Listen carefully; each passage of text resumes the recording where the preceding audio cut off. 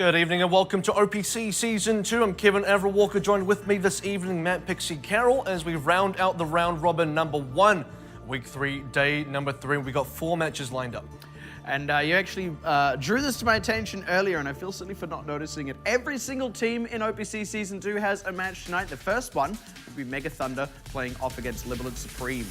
And Mega Thunder, we have just seen yesterday, Libalent Supreme, a little bit of a break. They played on the Friday, a little bit of a chance to rest. Now they come back on Sunday. I'll be looking forward to who takes the place of Hotate on the Libalent Supreme side. But it is Mega Thunder now as well, trying to break away from their loss streak, looking to pick up a win against Libalent Supreme. And on the other side of that, of course, Libalent Supreme eager to pick up a win. They do not want to have no wins for the first round robin, especially when they've been able to pick up maps and have really strong, quite competitive showings against all of these other teams so far. But the best situation they can create right now will be a tie for last place if they win this match against Mega Thunder. All right, so we're going to get players from both sides, exchanging a few words, and Apudo on the left there from Mega Thunder. And Hotate back again one more time, I believe. Apudo says, I'm very hungry. You mean you are hungry or you are chore? I'm hungry. 不是中二，不是中二的饿。You wanna eat a banana? 我会了，火大的。OK。你想要吃火大的吗？ Would you like to have dinner with me? 中文都这么好啊！你想火大的食べたい？你想你 Do you want to eat 火大的？因为火大的在那个中文的意思是干贝的意思。好了，非常可爱的2个选手，那我马上就把我们画面交给我们的主播赛评喽。 All right, so there it is from both sides as well. You just bring Mega Thunder on the stage for maximum derailment. It's like yesterday, we thought we were going to get like some really competitive words, and then like Tita Watt just offered Jongi a banana. Today, really it just ended up being a date. Like they're going to go out and have dinner after this. Maybe there'll be a bit of a connection going on. But first, they're going to beat each other into the dust in Overwatch.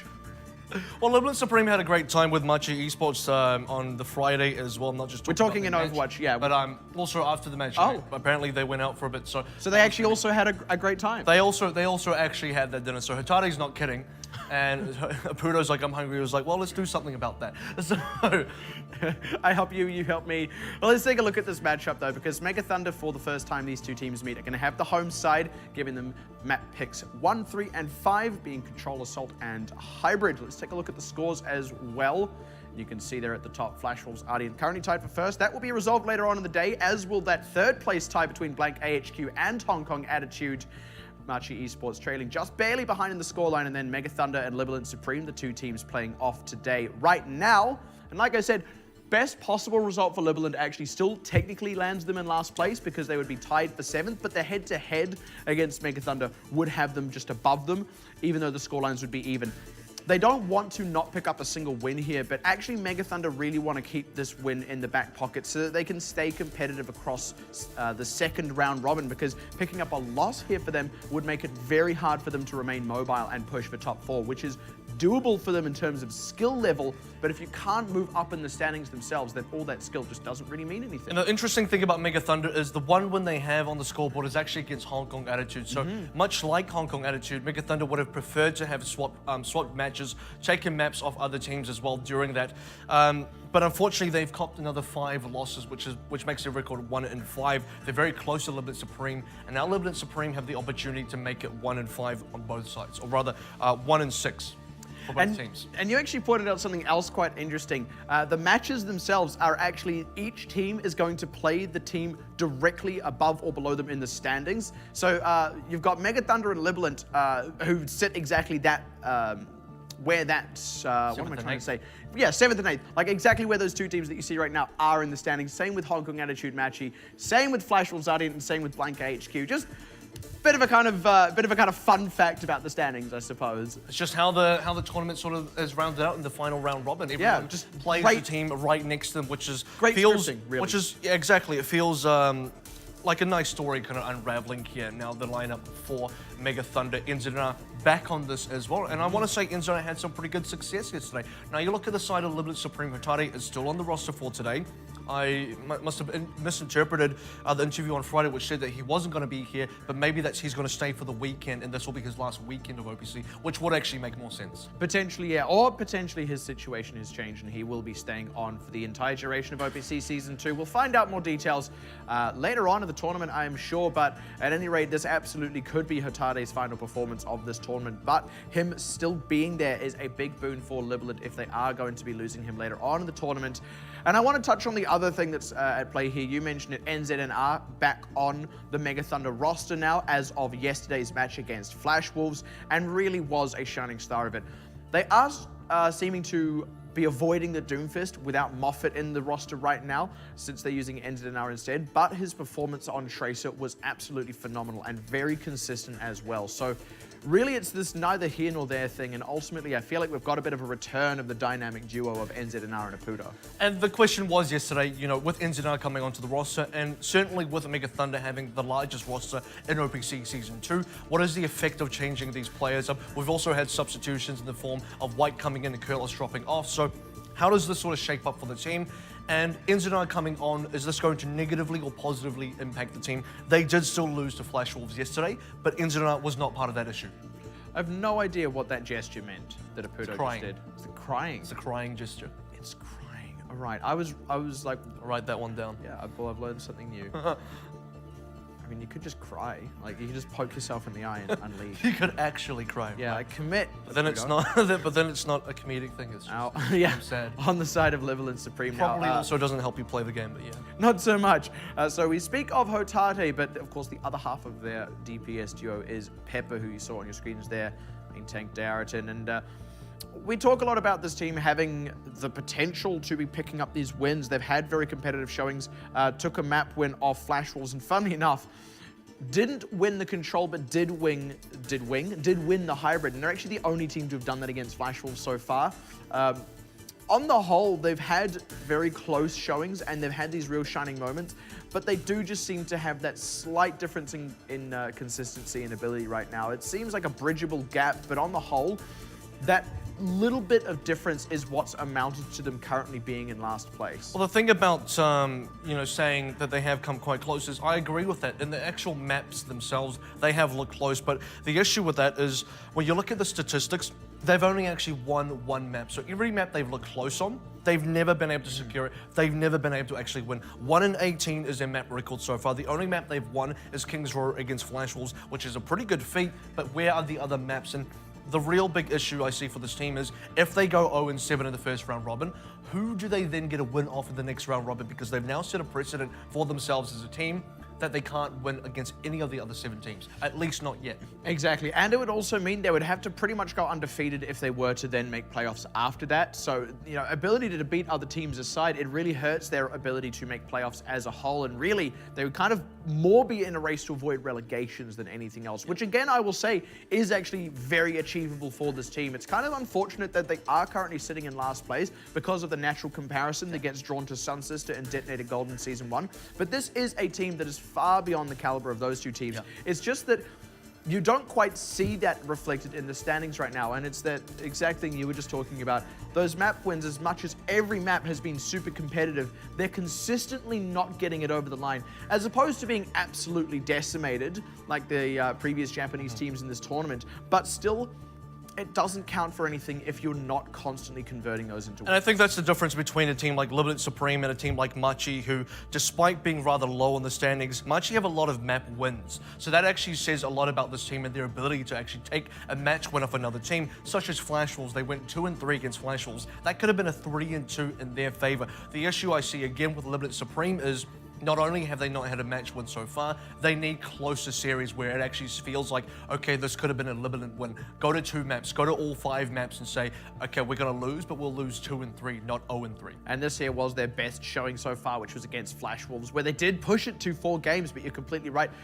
Didn't actually push that extra map win to take it to match point in their favor, have yet to be in that particular situation in this tournament. And they do have the away side here. So the home side, Mega Thunder even, it's the M's abound, are going to go ahead and pick Elios, which is a bit of a favored pick for them. So certainly you will hope Libalent will have prepared for this and foreseen this.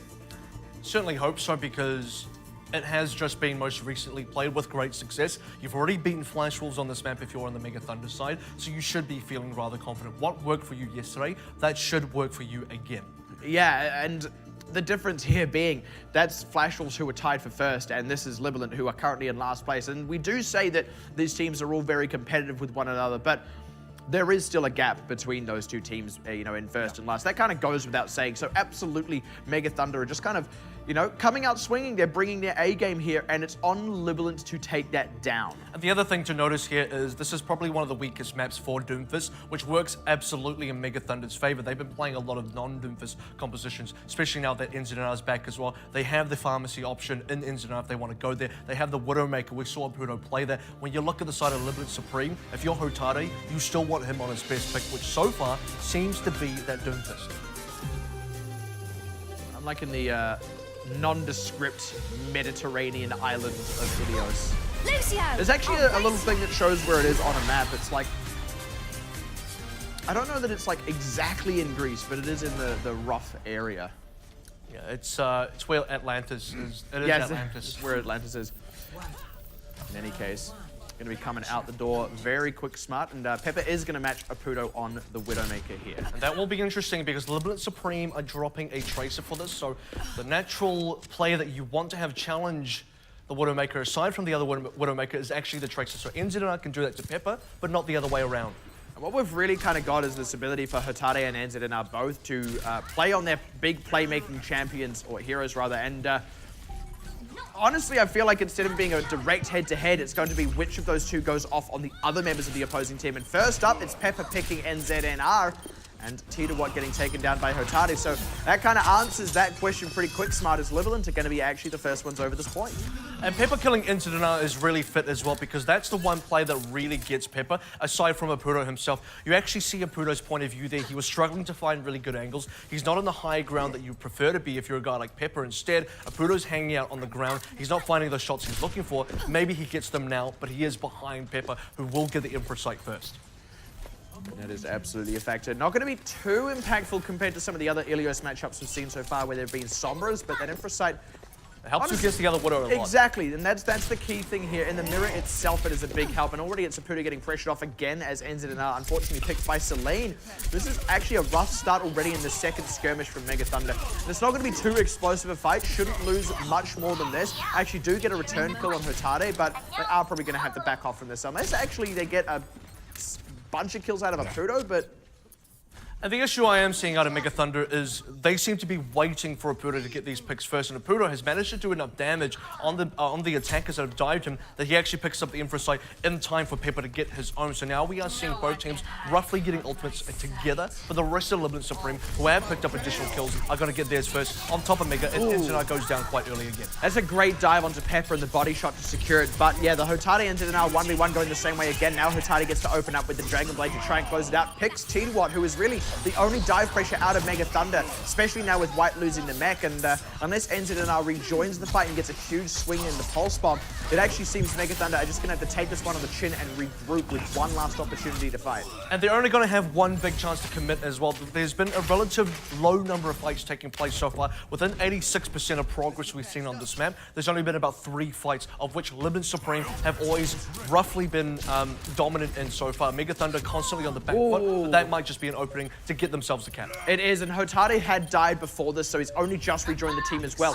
Libalent are actually on the back foot here, and it shows in White picking Darriton. And this is the fight that Mega Thunder had been looking for this whole time. All it took was Apudo to land that headshot, actually, much as he did yesterday against Flash Wolves, and suddenly they look to be back in the driver's seat. Well, the thing is, as soon as Pepper went down, that just signaled for Mega Thunder to send in the cavalry, and everybody went in. Apudo on the back line as well. They played the kind of aggression that they needed to play this entire time, but they just haven't had the ability to get that early advantage to allow them to get there.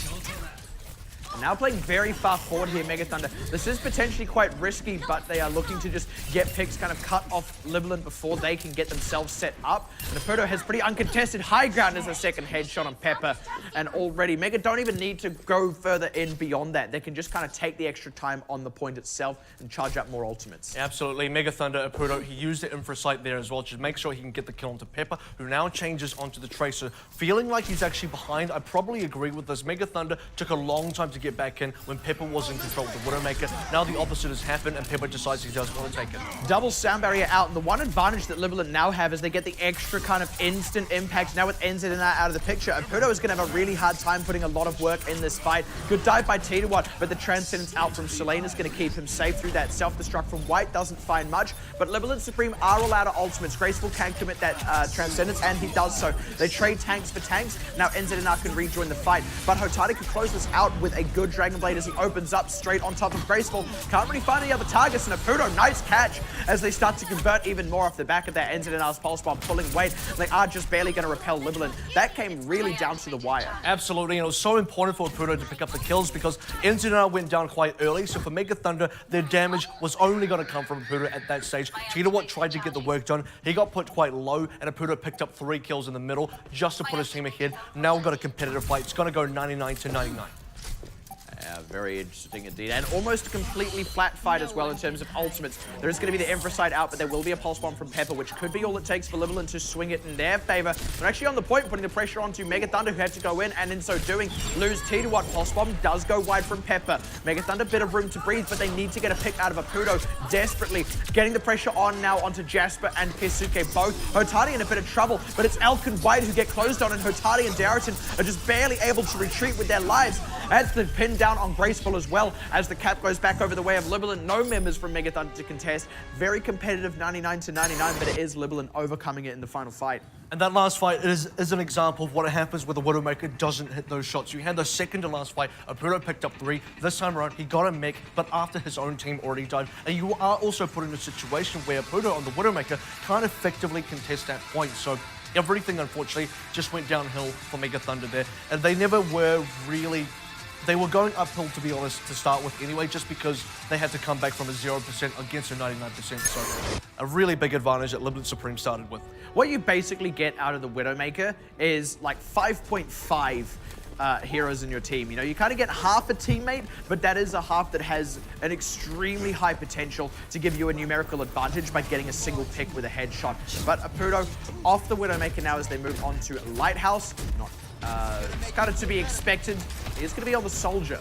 And yesterday we saw him on to, I believe, the McCree as well. So they are expecting the Pharmacy to come out a little bit supreme. It's not going to be the case, but they may still just get themselves ahead anyway because both DPSs, including Pepper now down, were low.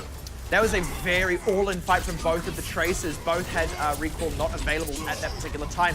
Graceful picking Darrington and losing Jasper's mech there as well is going to be pretty disastrous for Libalent as the point unlocks and Mega Thunder are all over it.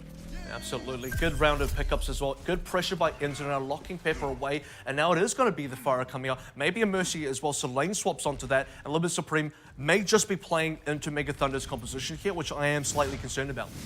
Yeah, because of that hit scan on the Soldier. The thing is, though, Mega Thunder as well are already set up on the point. They actually don't need to fight in this open ground where Pepper can thrive on the Pharah. So actually, Libalent still have to break into the point itself.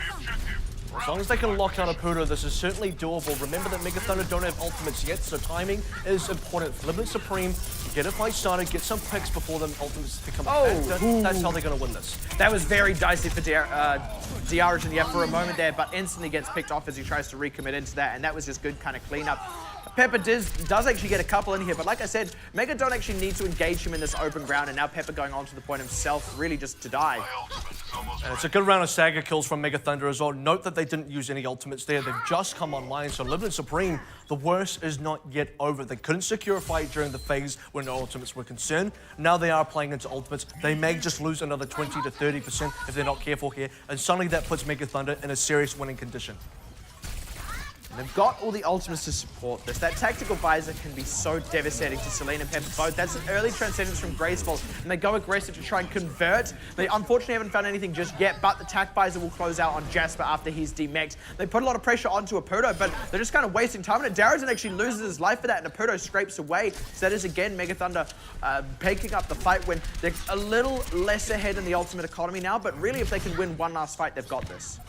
I think so as well. Mega Thunder definitely set themselves up there. They still have another ultimate coming up. Sound Barrier's online. Libalent Supreme, though, this is also going to be a big fight for them because they've been waiting, they've been charging, and they're putting themselves in a situation where they can go for one big commit. That happens right now.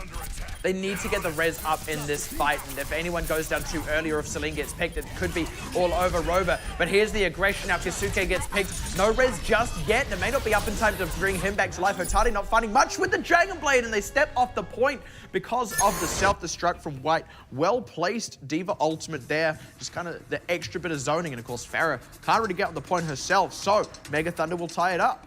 I think so as well, and you're looking at the second fight, which is probably the penultimate one for me. That was the fight that really turned things around. Mega Thunder were in a sort of stage where, again, crucially charging ultimates. They had nothing yet. That was the one opportunity for Libalent Supreme to really get a fight win. And even if the ultimates were online, to get the ultimates used by Mega Thunder to force them to spend something in order to win, because the third fight after that was when Mega Thunder came in huge. They had everything lined up for themselves. Libalent Supreme still behind the 8 ball because they had changed compositions earlier. And speaking of third fights, these two teams going to be fighting it out on Ilios for a third time on Well to decide it. And different to last map. Well, actually same out the gate. Yeah. And I'd like Libalent to stay on this composition. I'd like to see them commit to this because it is strong and they have options against Apudo and the rest of the team. That is a great dive out of T2Watt, and they close out into Keisuke as well. Jasper looks like he's going to get DMAC'd as the follow-up is there from NZNR. Nice work by him. And that's going to be Mega Thunder winning that opening skirmish to set themselves up on the point. And very quickly as well, so Libalent Supreme, they don't lose too much here. If you're going to lose quickly, you want your members to go down fast, you want them to respawn fast, you want to regroup quickly, and then re-attack quickly as well. Exactly, yeah. While the ultimates are still very flat across the board, this is the opportunity for Libalent to get a quick fight win and take this point off Mega before it gets too charged up. But Mega don't want that to happen, and again, the aggressive maneuvering out of NZNR, he's not really being answered right now, but the dive onto Elk does pay off as they pick Graceful and Apudo. Hotari going off there, and unless NZNR really gets work done, does pick Darrington, but he needs to find a lot more, and without T2Watt, he's kind of got no support. Probably just going to have to cede this point, unfortunately for him. And that is what it looks like when Hotari really goes off. He got all the resets there, nearly onto Dragon Blade. Mega Thunder, Inzanai picked up the Pulse Bomb. Not going to have any effect because he's dead. So that was a really clean fight up from Libalent Supreme. And progress is important too. Only 29%. That's not a big lead. Certainly not as big of a lead as Mega Thunder did have on Lighthouse. And Hotari, with all those skills, will now get a Dragon Blade for this next fight. And that combined with the Transcendence should be all they need to steer themselves through. But it'll all come down to the execution as Hotari goes aggressive instantly onto Graceful. And the entire roster of Mega Thunder is just kind of trapped in this alleyway. He takes down T2Watt before going down himself, and that is all the work they needed to be done. And Libalent going to hold on to this point. Yeah, absolutely. Well played by Hotari. Getting a 2-for-1, even going for a 1-for-1 there, maybe is just fine for his team. The good news about the 2-for-1 means that Selene doesn't have to go for the Transcendence. Other players were able to pick up kills as well, so they still hold on to something. And that's important for the Libalent Supreme side if they want to now get ahead. Okay, but now the one with the ultimate up, and NZNR committed his Pulse Bomb in the last fight to no effect. So again, just one good Pulse Bomb can actually swing this already in the favor of Libalent. They had to commit the Transcendence, but they've already picked Apudo, so off to a great start. They forced a self-destruct out of White just to kind of buy them more time, but in that time, they're going to pick off Graceful, and now NZNR as well getting closed out on, so Libalent again holding on to the point and very much in the driver's seat now. Absolutely, they're in the driver's seat, not just in terms of progress, now they're in the lead in that way, also in terms of the fact that they're ahead economy-wise. Mega Thunder still trying to claw themselves back in. It's not impossible here. They got one good fight ahead of themselves, and that's all going to ride on the back of Graceful's Transcendence. If they can get that done, Apudo picks up a tactical visor as well. That's their entry point. Pepper did go wide on the Pulse Bomb, and actually now for the first time, Mega Thunder have been able to set themselves up to go for a fight. Transcendence will get them onto the point itself, but again, they need to convert. Good catch onto Jasper, but he can self-destruct. Good job by Apudo to stop the remeching, and Darrington, despite the ultimate, is going to go down. Good target prioritization out of Mega Thunder. This will go all the way up to 99 for Libalent Supreme, but at last, Mega Thunder are going to claw their way back into the point for the first time since the opening skirmish. Yeah, absolutely. They got some way to catch up, and 2 fight wins should really put them in a position where they can threaten to take the win. And for Libalent Supreme, in that 2-fight buffer, they can afford to lose 1 fight, come back in the second fight of that, and actually flip the point around again. So for either team, the win conditions are set, and they can be taken on both sides. And they could just win it outright here anyway. They've got the Sound Barrier to steer them up until the Transcendence. Good Pulse Bomb, but it does go wide. Hotade can close it with a Dragon Blade now as well. So let's see how the execution goes down once again. T1 in a bit of trouble, is able to retreat, but Hotade in with the follow-up does go down, but they've got the point grab over. It's even Steven so far, but the pick off on Pepper could be all it takes to swing it back in Mega Thunder's favor. KCK working overtime to hold it down, but NZNR is still there to close out these kills, and that should be them holding on to this point as White zones the rest with the self-destruct. The regrab in from Mega Thunder, no such luck this time for Libalent. But importantly, Libalent Supreme got themselves a camp, so now that puts Mega Thunder behind. Mega Thunder, they wanted more progress. They wanted this fight to be the one where they threatened to go to 99%. It's just not going to be the case now because Libalent Supreme can come in and still feel comfortable that we're not close to 90 just yet, but they have to also come in fast and respect the fact that if you wait too long, Mega Thunder will get that win. And speaking of coming in fast, Hotade now onto the Doomfist, one of the strongest Doomfists in the tournament. They're already on the point. Mega Thunder need to get into the thick of it and contest now. Pepper weaving around the side as a forced out Transcendence, but they pick Keisuke in among the chaos as Celine's own Transcendence not enough to save his co-support. Pepper good stick is going to pick Elk, but then lean on members as Apudo pulling in the work, and NZNR with the follow-up, and Libalent right when it came down to it for that very last fight are not going to get it over the line. No one on the point, and Mega Thunder claw back the 2-1 reverse sweep. Libalent Supreme was so close to getting that one done as well. One critical fight right at the end of, well, decided everything. And for either teams, it was fairly 50-50. Anyone could have really taken that. Still not too sure about the Doomfist pick out from Hotade. That was probably, in my case, a little bit unnecessary. Staying on the Genji rather was absolutely fine for Hotade. He's had a really good run with Genji so far on both the maps. There was no reason, in my opinion, that he should have swapped on the Doomfist. And Ilios in general, not really that strong for him anyway. Yeah, it's a neither here nor there. The option Here's a was prize. taken. This is what you get when you win. There you go. Good job, boys. Good job. But it was kind of an interesting situation, you're right, with that swap onto the Doomfist. I mean, obviously they had reasons for it as well. And to be honest, if it got like a really quick pick with a rocket punch onto a support, then we would probably be saying the opposite in that, oh, hey, that Doomfist really paid off. But ultimately, it came down to one final fight. What I kind of want to touch on there is actually, there were a couple of moments where I said it's all going to come down to execution. And actually, the majority of the time, Libalent Supreme were executing when that was the case. It is unfortunate that they didn't execute on that very last hurdle, and it's that same thing of you can get it right 80% of the time. But if you can't get it right in that one fight that's going to decide the map, then you're just not going to pick up the win. So unfortunately, Libalent couldn't quite close it out once again. And once again, Mega Thunder picking up Ilios, 1-0 so far on the score lines. It's probably not as hard to say whether that was cleaner or less clean than the win against Mega Thunder, or rather against Flash Wolves on Ilios, because it did look a little bit scary there. I certainly thought towards the end, especially on Well, when Libalent Supreme were ahead, I kind of expected Libalent Supreme to be able to close out that game because they had all the tools to do so. They even got that cap out right at the end, sort of flipped the cap around at 60% for Mega Thunder while they're still trying to get progress. So they did all the groundwork. They laid out all the foundations to get themselves that win. But that one last fight, I think you said it, execution.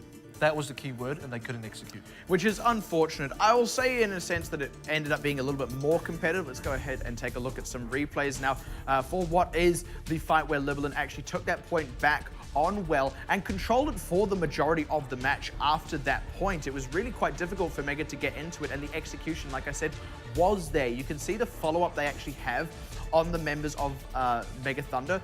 They kind of started to get a read on how exactly NZNR and T1 were diving while Apudo sat on the back line, and were able to pick it apart very effectively. And you got to talk about timing for that again, because it only happened because Libalent Supreme lost members quite quickly in the initial fight. They didn't feed too many ult charges to the other team. They then came back very quickly and took their second fight. If it took any longer, if the conditions weren't correct, they died too slowly in the first fight, came back too slowly in the second fight, then you'd be in a position where Mega Thunder actually have the ultimates. Because they don't, Hotade goes off large, he gets a triple kill, puts himself really far ahead.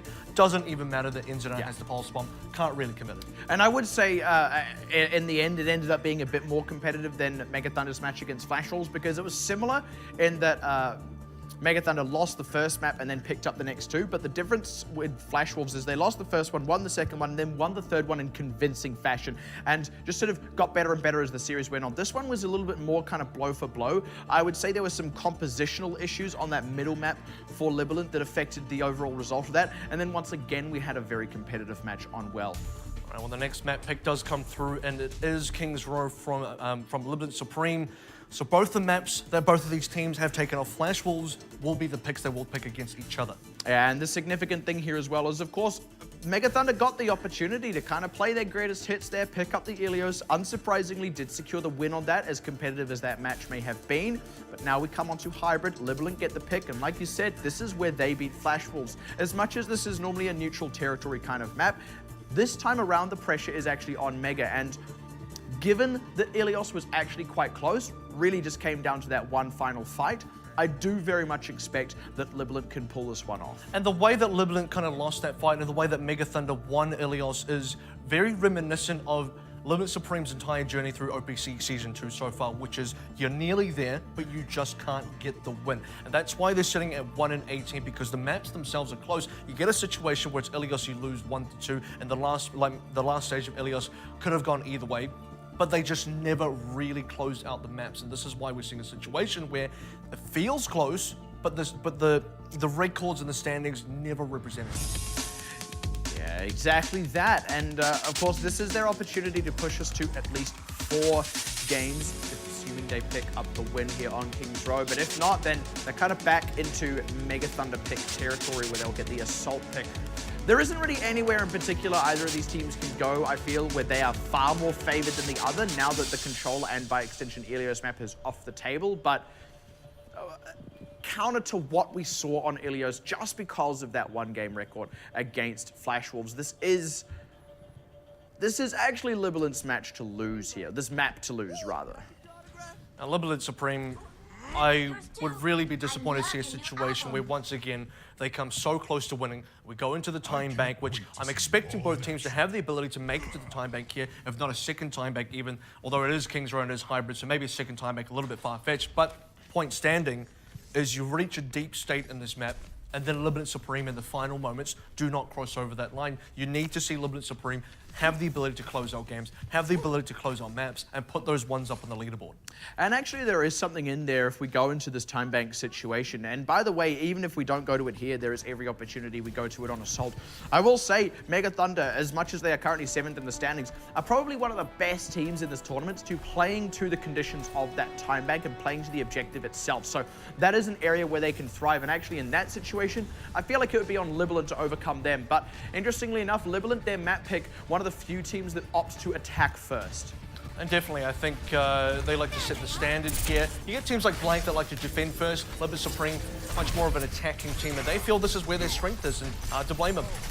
Yeah, like I said, one of the few teams that do opt to attack first. Most will go for the defense, and just getting themselves set up so far. Libalent getting pressure onto the point now. And this is important. They're wrapping around the top right side because they want to get Apudo off, and so they do. Now Apudo has to reshuffle his positioning, rotate out, and Libalent Supreme need to continue. They've changed. They've swapped positions entirely with Mega Thunder. Now they need camp pressure. Good maneuvering so far, but this is that moment where it starts to come down to execution itself, and we'll see how it goes down for them. Hotadi needs to not get pressured out. They go diving up onto the top side. There we go. That's what they're after, the pick on Apudo, but they do lose the 2 tanks. Hotadi, though, can still start to close these ones out, and White, the only tank left on the point. That Discord Orb from Selene doing a lot of work, and the closer respawns for Libalent means this pressure is going to work out for them, and they will push Mega Thunder off the point. And I don't actually think Mega Thunder can go in for a last-minute contest here either, with White not actually dying and not having the mech and Elk a long way away from this fight now. Well, that's the key, right? Because you need the tanks to be alive. You need the tanks to have impact, and Enzo not dying so late. Even if you do go in, this is a 5v6. I don't recommend this at all from Mega Thunder. And it shows, right? Sure, they get the pick on Selene. He does get a bit of a longer respawn, but now Mega Thunder on the cusp of being routed. Hotadi gets 1. May want a Dragon Blade to close out more, decides not to. Good discipline by him. They now have that resource for later, and they got a bunch of kills on those supports anyway. They get themselves a lot of space for free now. And the saving grace for Mega Thunder there was that they had some return kills, so they didn't just fall out with all members down. That would have cost them perhaps a bookstore hold. That would have cost them a couple of meters on that now Streaks phase push. So for Libalent Supreme, they're going to get some free push, but not nearly enough. speaking of ultimates, they do get these support ults up and can maybe, they've probably lost the opportunity for the full bookstore hold here, but they are coming up to another favorable position, but just need to find the opening. And that is it, the pulse bomb on Celine, but Pepper wants to go in to answer.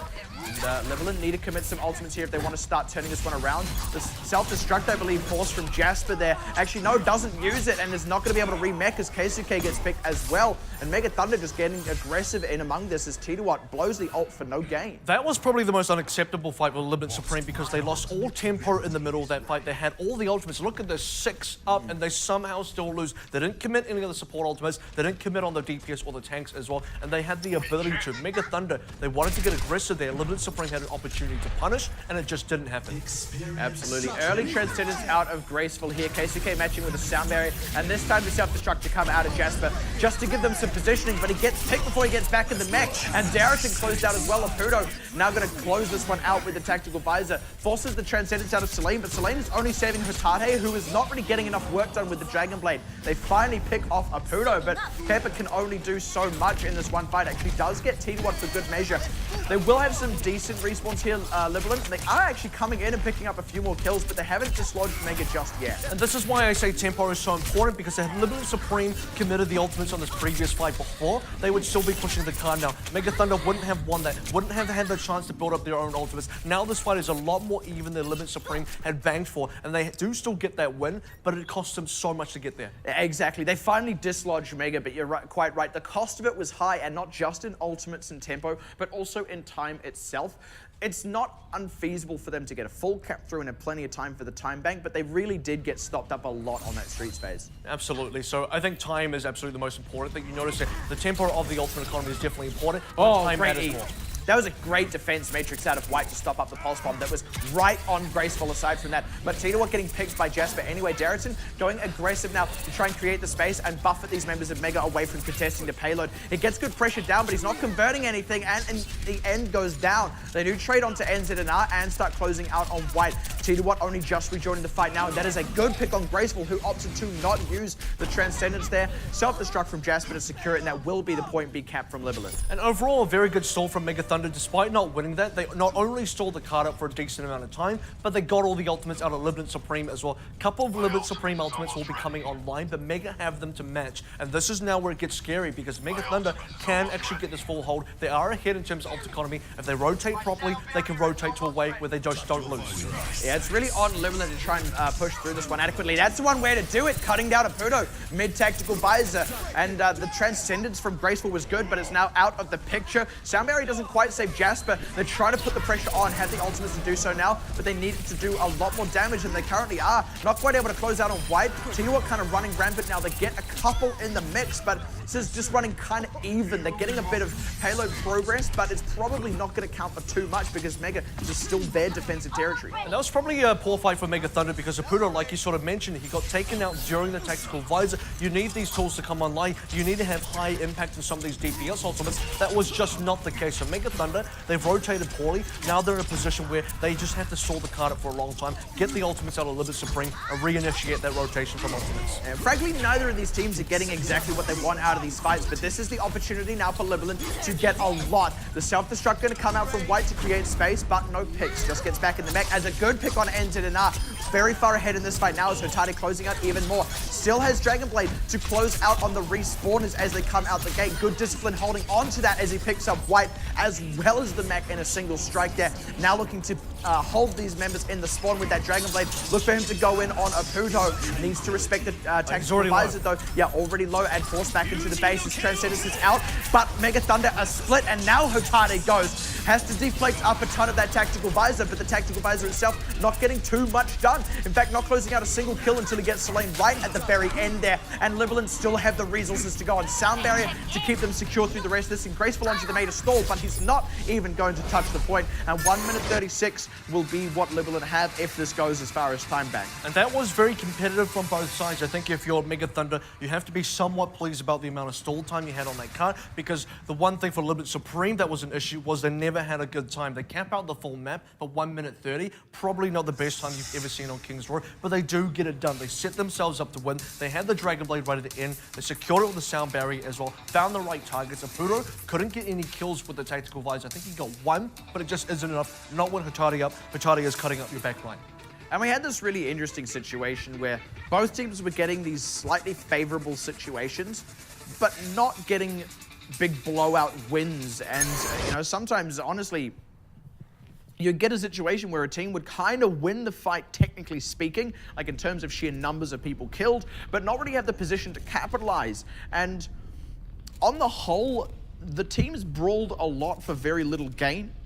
Ultimately, the cap going through with 1 minute 30 is kind of a representation of that, right? Because that's not lots of time, but it's not a tiny amount of time. It wasn't all the way in the overtime. So Mega kind of took some time off the clock, but not really in convincing fashion. But at the same time, Libalent didn't have a really high momentum push themselves. Absolutely not. And Mega Thunder did a great job of stopping them up there. The one thing to consider from both teams is actually there were moments where both teams should have won a fight. They were definitely ahead. They had the advantages, but they threw that fight away. For Libalent Supreme, that was in the streets phase when they had 6 ultimates up. They didn't commit when they should have. And for Mega Thunder, that was on C when they were ahead on rotations. They just allowed the cap onto C to B to go through. Libalent Supreme had used all their ultimates. That was where Mega Thunder had the lead, and unfortunately they couldn't do anything about it.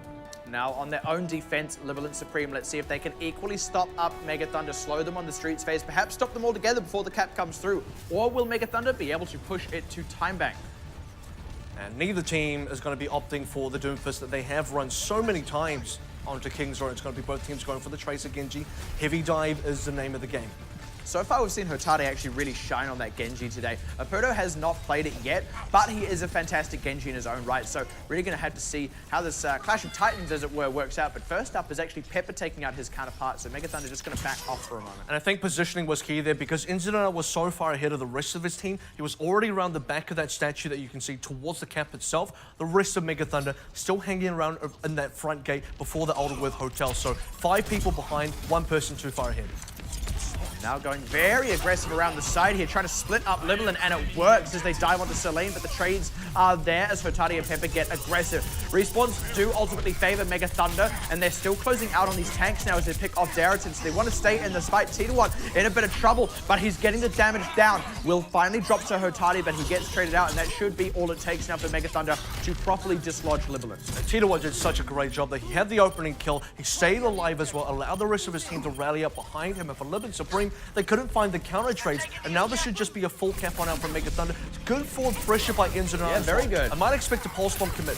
I certainly would have expected that, but Libalent have been able to get fully onto this point itself. But Selene the first pick. Good trade onto Apuro though, but Darrington going down. This should just be Mega Thunder slowly overcoming Libalent, and again, the respawns still favor them. It's starting to show now as they pick off Jasper. The one member they did lose is starting to get back into the fight anyway. This is a very big commit out of Libalent for a point that is really slipping away from their grasp. The sound barrier came out as well. Selene has only just rejoined the team here as Keisuke goes down. That's the point cap, and now Mega Thunder have the opportunity for some high momentum plays here. Hotari's still too busy on the backline and is going to lose his life for it, while the rest of Mega Thunder is going forward to try and rout Libalent. I think the issue there was for Libalent Supreme, they committed the sound barrier. That isn't the core issue itself. They can use the sound barrier, but what are you actually using that for? Because they wanted to use the sound barrier and then try and save the cap itself. That wasn't possible anymore. If they had used sound barrier and then fallen out with it, used the additional health to keep their members alive, that would have been a different story and probably the preferable option. Pepper was behind enemy lines to try and get a quick pick onto someone like Graceful, came extremely close, but was unsuccessful, and then in the retreat got cut off by the members of Mega that were routing the rest of Libalent, and unfortunately Libalent now totally scattered, going to get very little opportunities to slow up Mega on the streets phase. We'll have to see where Libalent decide to take their attack here. Both teams a lot of ultimates. It does start right now. And this is just Mega Thunder throwing some ultimates in so that when they do get the payload to where Libalent wants to fight it at, Libalent aren't going to have ultimates of their own to use. They're forced the defensive ones out of the picture. They're finally making Hotade and Pepper both commit some ultimates as well. And this is potentially really big for Mega if they can still get more kills off the back of it, because Hotade is not getting too much with the Dragon Blade. Darrington throwing out the Primal Rage as well. They didn't get a lot of kills. They do push Mega Thunder back, but the payload's going to get back underway in a moment here anyway, and now Libalent out of resources. You're actually in a situation where Mega Thunder, it did appear they were slightly overcommitting ultimates right at the start there, over-eager towards the spawn of Libalent Supreme, but they were getting cart push as well. So 5 versus 6, they knew they had to commit first. They absolutely did that. Got the cart up to nearly the end, and Libalent Supreme decided to commit everything they had to save that defense. So pretty even on both sides. Yeah, you kind of force them into the situation where they have to commit ultimates in order to repel you, but they don't want to because they know they've got another fight coming up. And now this is Mega Thunder's opportunity to hit the go button, instantly separate out Libalent from their supports, pick the supports off. Now they're wrapping around to take out the tanks, and this is looking great for them already. No one's on the payload just yet, but they have created the space for it. Lose Graceful in the mix, but they are going to be able to get this payload underway now. Actually, need to get onto it quickly. They do lose a bit too much time there, actually. Well, the problem is the payload is so far back that, yes, they won that fight, but now there's a full wave of respawns for LS, so they will be able to come back and contest defensively. All that fight was worth nothing in this case. You didn't convert it into meaningful progress, and there will be one more defense. And immediately it comes out from Darrington, but the Pulse Bomb to secure it out, and that means the rest of Libalent can't safely follow it up, so Mega Thunder are going to get away with it, but only because they then win that second fight in a row. Apudo finally pressured up by Jasper, but Jasper's going to lose his mech as he goes for the retreat, so actually Mega Thunder still have momentum hugely on their side. And that just came due to the fact that Libalent Supreme weren't able to stall up the count. They just let the cap go on through. Mega Thunder handed them a second defense. Libalent Supreme said, okay, we're not going to take it here, just cap it for free, and now they lose their members as well. Mega Thunder probably should not have capped there, but they did. Yeah, and it's this kind of half commit from Libalent. They opted to send Darrington in, but oh dear, Kazuki off the edge, and now Hotade getting picked as well. They dive deep to pick Graceful and do make it work, but that is a very late transcendence indeed. Does not save the key DPSs, and Pepper's Pulse Bomb goes completely wide as NZNR is drilling down with the damage. Pepper does get one in the mix, but the payload has been underway for the most part, and Libalent are very much on the back foot with the order of these respawns. Can commit a self-destruct to buy themselves the time to regroup, but actually failed to do so. Jasper's just going to straight up lose his life as Apudo able to go off. You said it previously, momentum, and it is key here because Mega Thunder continue that push. Libalent Supreme had some staggered deaths. They have to wait for their additional members, but now they should be able to actually contest. They have some pulse, but they lose the sound barrier, and that is critical. That was a fantastically placed Pulse Bomb, catching the members in the spawn, and Apudo can do the same now with his Dragon Blade. NZNR. That was so huge. Hotade needs to answer with his own Dragon Blade and get a ton of work done. Apudo hasn't got too much, and they're having to commit all the ultimates they have. Darrington and Hotade both could turn this fight back around, and now they go for it. Hotade deep onto Graceful, but NZNR on the flip side of that is still pulling so much weight. Hotade looking like he's going to go down here to Apudo if he's not careful. Indeed, he is, and NZNR is all over this fight. It's just Pepper still putting damage on the point as his Pulse Bomb goes wide. Jasper loses his life before getting back in the mech. Darrington having to use the Primal Rage just to stall, but stall for who? As Pepper goes down, the supports are struggling to rejoin, and Hotade the only one here to do work. The payload inching ever further forwards, and it's still favored for Mega Thunder here, but Libalent at last with these respawns look like they might just be able to do it as they pick NZNR, D-Mech White, and close it out, and are finally going to rebuff Mega Thunder at the 11th hour. And it looked like Mega Thunder were going to get that. NZNR had so many kills, shut down Hotade's ultimate. Hotade got nothing on that Dragon Blade, but what really sealed the deal was Selene coming out with the Transcendence at just the right time. Elk had a sound barrier coming up, but not enough Mega Thunder teams, not enough Mega Thunder players rather alive to really make it count. So well defended by Libalent Supreme, but they only just managed to hold on.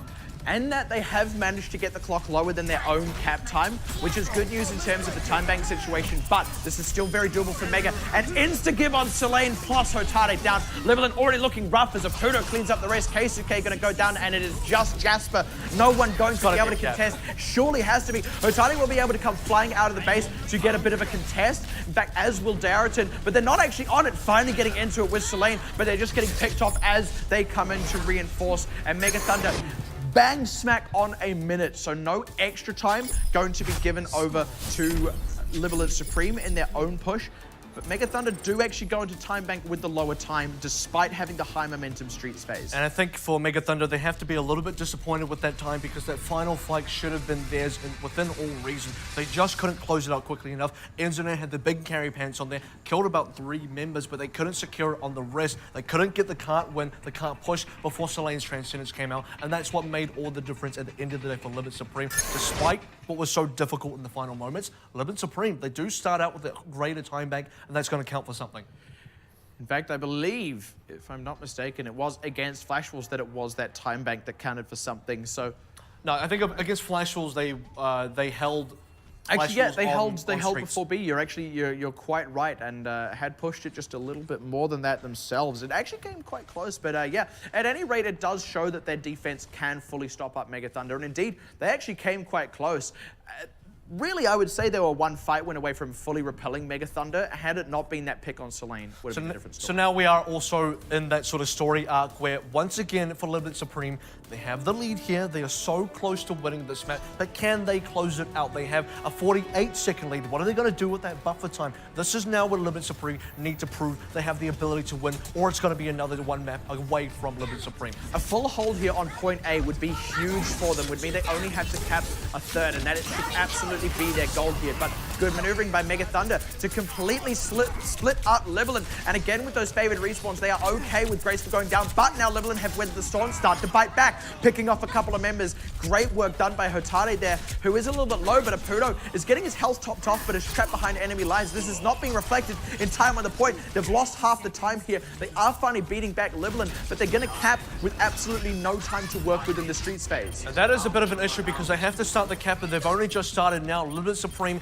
should get a full wave of respawns. Mega Thunder have to control this choke. They need another opening pick. If they can control the way it spawns and make sure they get a pick as someone else is still spawning, that might be the entry, and they get Jasper before he reneges. And he was very close to it as well. That is a little unfortunate. That's a late dive in by Darrington. He does actually get Enzone and Graceful. It's very costly, but it's now in the overtime. The sound barrier plus the Dragon Blade, though, should be all it takes for Apudo to open this wide up. And actually, Libalent totally whiffing the contest and lose all opportunity for a bookstore defense. And I do think that Dragon Blade is a little bit greedy from Apudo because now is where you actually want to get prepared for Dragon Blade because the Libalent Supreme are going to get that full wave of respawns. You need a big tool, a big weapon to contest that. Unfortunately for them, they don't get it because they already used the Dragon Blade, didn't get enough out of it, and Mega Thunder are fully dry. They do not have ults. Now, like I said, though, Mega Thunder are great at playing to the objective, and you can see that positioning very far forward so they get extra payload distance. Distance is king. Libalent need to take fights sooner rather than later. And now would be good. Yeah, now is indeed the time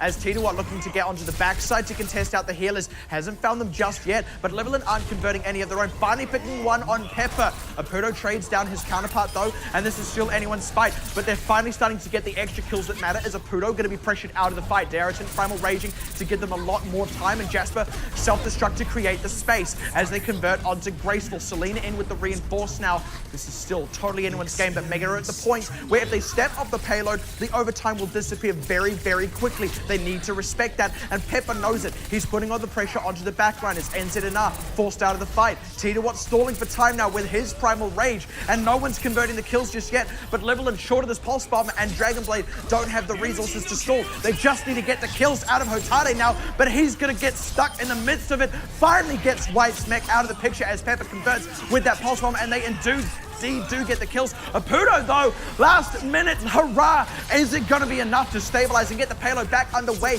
Maybe, just maybe it is. And it's looking like Pepper's going to have to back off. I don't believe it. They are just barely going to come out the better and get even more distance on the payload. Apudo with the Hail Mary play right at the end there. Hotare looked like he was about to end it. Elk with the sound barrier as well. It just gave Apudo enough fuel in the tank to get it done. And now Mega Thunder are threatening to camp streets. If they camp streets, this might be all over for Libalent Supreme, who only have 1 minute 48 to go this far. That was so incredibly back and forth, but need I remind you that overtime has been going on for minutes now. If Mega Thunder step off for even a split second, it is going to vanish and they will be all held up.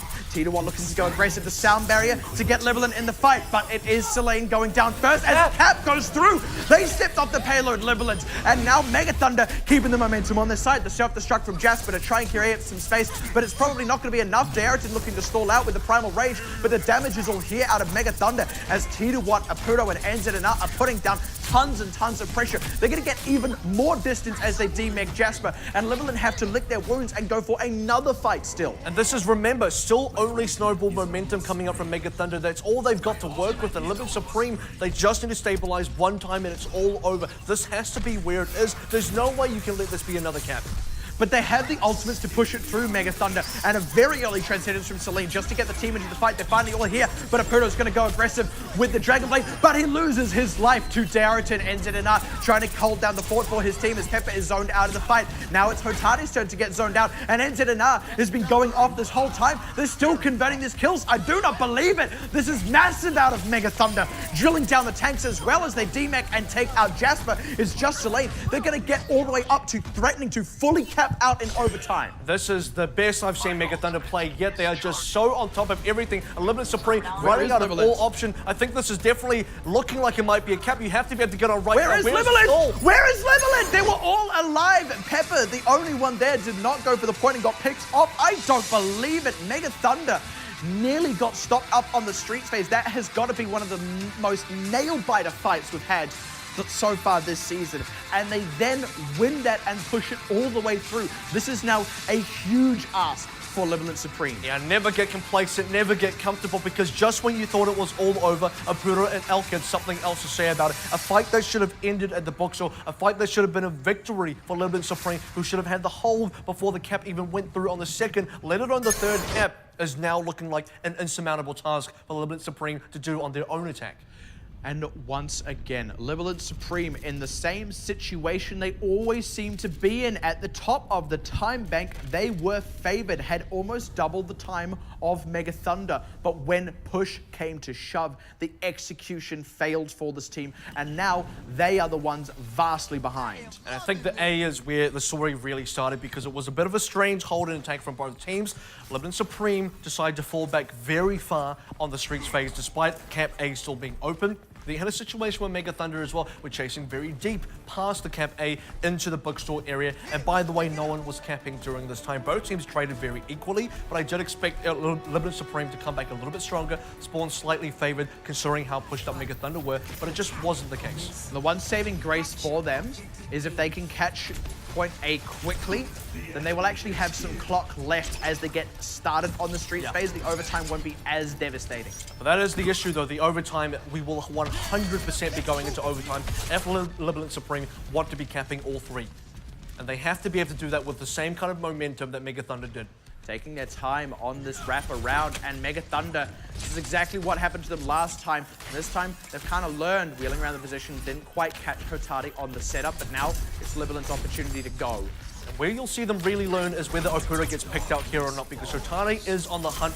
Mind you, that 48-second buffer is starting to end now, so we are having some cap pressure. That's important for Libalent Supreme, and Mega Thunder have to come back with the next blow. Unfortunately, no kills either way just yet, and White's the first to get hard pressured. Pepper gets picked off, but will be able to respawn back in as they trade back onto T2 and White's mech, which means now Mega Thunder do not have much to go on here. They do take out Darrington and demech Jasper in among all that, but Libalent should be able to start closing this one out now as Hotate trying to get aggressive on White. I don't believe it. White is actually going to be able to remech. That could be big for Mega Thunder. It's going to allow them to get another contest here, and Libalent are only just getting these respawns. Absolutely, and Hotate, he needed to live there. We needed to kill White. You let him remake. Finally, he goes down, and this should now be the cap on through. Unless Mega Thunder look like they want to come back in. They want to, and that might just be a mistake. This is the same thing that Libalent did. They had no diva. The Winston committed and died, and the cap went through as they lost members. Now it's Libalent's opportunity to go aggressive with this pulse bomb, and with Hotate going off. Huge momentum, huge space, and as the overtime begins, Libalent had the payload underway on streets. Yeah, and that is far too greedy from Mega Thunder, being punished accordingly, and Libalent Supreme have everything they need to work with during this overtime. How are they going to snowball? This is very important. They have to get through the entire streets phase, then into C as well, all off of one push. They need to make sure they rotate ultimates properly, and Mega Thunder have to get outplayed here on multiple occasions. But Mega Thunder are about to approach their own ultimates, and one is already down and one already whipped. Libalent cannot drop a single fight from here until the end, and they're going to be getting through some very dicey situations. That's the aggression out of Hotate. Needs to convert. They find else. That's a good enough start, but yeah, no targets for the Dragon Blade itself. Finally gets White off the back end. That's momentum for them. They had to commit a good number of ultimates for it, and actually Jasper doesn't commit the self-destruct, but that means he's lacking in the mech. That's a full team wipe as well for Libalent Supreme, so they get a good charge of ults, but the big issue is eventually you expect Mega Thunder to get stabilization, and that's going to happen in this next push because they saved all ultimates. They didn't spend anything, and they're expecting to spend it now before B even ends. And I say again, Jasper is not back in the mech just yet. There is still a window for Mega Thunder where they unequivocally have an advantage despite those ultimates for Libalent. They need to get Jasper back in that mech quick, smart, and there he goes as the fight breaks out with Grayson going in with the Transcendent sound barrier out from Kisuke to survive Aputo's tactical visor. Now they only have Titawat's Primal Rage, which they commit and white self-destruct. They trade 1 for 1. That's Aputo for Pepper, but Diarton goes down. They need to stabilize quick smart here, Libalent, if they want to keep this one alive, and that means they need to answer NZNR through that sound barrier. They do not have Jasper's mech. They don't have a Transcendence from Celine to save the team. They're off the payload. Mega Thunder pick it up 2-0. All they needed was one fight, and unlike Libalent, when push comes to shove, they do cross the line. What a good performance from Mega Thunder. Just when you thought they were coming into time bank, they were disadvantaged in time. They put on a miracle push onto both Streets phase and then onto C. I was pretty happy with just them getting Cap A. I mean, for both teams, getting Cap A is absolutely where you want to start things off. And you got to credit Libalent Supreme for the amount of progress they did get, because had they not have lost the defense on the bookshelf, had Aputo and Elk not have that huge kill spree that really swap things around, that might have been the hole for Libalent Supreme, and this might actually be their map now, because they push further. That was absolutely phenomenal. Again, what a nail biter, but again, like Ilios, extremely close, extremely competitive, but Libalent do not convert in that final moment where it counted. On the time bank, they only had to win one fight to stop up Mega Thunder, had so many opportunities to do so, and then ended up in the direct opposite position where they had to win every single fight. So you go from not winning any to having to win all of them. It doesn't take a rocket scientist to figure out how that's going to go. Let's take a look at some replays. Replay number 1 coming through is going to be this attack from Mega Thunder onto the Cap B, and you'll notice here that for Libalent Supreme, they gave up this defense. So at some point, they decided, is it the attack from, attack from Libalent Supreme instead, rather. And this was actually quite hard fought. They are on the cusp of capping it over here now. And what it ultimately came down to is White didn't actually commit the self-destruct when I believe he could have there. Jasper, on the other hand, did, and the space he gets with that, it's not just killing Elk there. The space is what really defines that, because suddenly the few members of Mega that are there are actually split up from one another, and that was what Libalent could take advantage of. We see that very often with D.Va self-destructs in general, but actually that is Libalent executing quite well, as much as we do criticize them for not executing in other areas. So on the whole, it's exactly the same thing we've been talking about. They have the ability, they have shown that they have the ability, but they're just not quite getting it over the line. I think even the moments where you expect them to get it over the line, unfortunately, they just were a little bit short. And it just still feels a little bit disappointing, because you got to go back to the time back, and I'm sure we'll take a look at that later as the replays progress, but that one fight that Hotade nearly secured, but then Aputo came back around, that most likely should have been where Libalent Supreme made their stand and made their full hole. And everything after that, you gotta look at the fact that Libalent Supreme kind of fell apart, and for Mega Thunder, they found their momentum directly after that, and there was never another contest and never another big fight from Libalent Supreme on that kind of level for the rest of that time back. Absolutely, and even before that actually had kind of mucked up their own timings on the defense when they went for the kind of last ditch, taking a look now at what was Mega Thunder's initial attack on point A, and actually took them quite a bit of time. But one thing I really liked in what they did here is they took advantage of the closer respawns, even when they lost Graceful and Elk both. NZNR, Aputo, and Titawat were positioned to take advantage of the backliners of Libalent Supreme here, and did so, knowing that they could get counter trades and have the closer respawns, and it totally paid off. So actually, I like that disciplined play out of them to actually not panic and back off. And you gotta really commend Titawat there, because he really opened up that attack for his team. Not only that, he got a number of kills, he also didn't die. You can see how low his health was, and Libalent Supreme could not secure that kill. They couldn't get that and then transfer it onto a different kill. They just never really got him until it was far too late. And then you had a situation where, I believe after that replay, play happened, Libalent Supreme still came in for a last-ditch defense. Yeah, and actually both times on the initial push and then on the time bank, Libalent went in for a last-ditch defense that cost them quite dearly. That's actually a very consistent mistake we've seen them make, not just here, they also did the same against Flash Wolves, went for a very risky kind of contest. And I just want to see some more discipline play out of these guys. You can understand the mentality of, we could maybe do this if we get some great kills, but often it's the Winston going in first. They're often also going in with a numbers deficit anyway, and that is if they were all there at the same time, which they aren't. They do come in one by one. I want to see teams hold more at the bookstore. This, however, is the push towards the end now for Mega Thunder. Yes, Mega Thunder approaching with a decent amount of time, but I think the thing to consider here is they do still get pushed out. The reason you have to really see this, Mega Thunder only camped with 1 minute remaining on this initial attack, which is why they had that disadvantage going to time back, and it was a fairly well-played defense nonetheless from Libalent Supreme, who had the ultimates to get it done. Atade should be coming up online with the Dragon Blade very shortly. This was very slow from Mega Thunder to get it past. And this was one of those fights where he kind of said, like, it ended up favoring neither team in a way. They both used some ultimates, but not too many. Some people died on both sides there. And ultimately what actually happened is the payload gets back underway and a bit of time gets knocked off the clock, but not as much time as if you got a more convincing hold, and not as much payload distance as if you got a convincing win.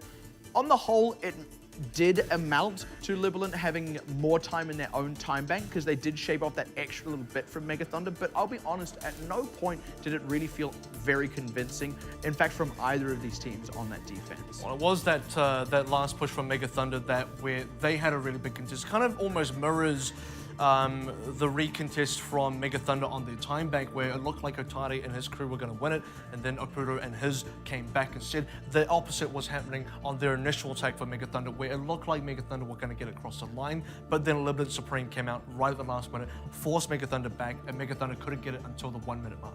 Yeah, on the whole, that was a really, really rough match to watch for a lot of reasons, and I mean, I've got to go back to the same thing with Libalent.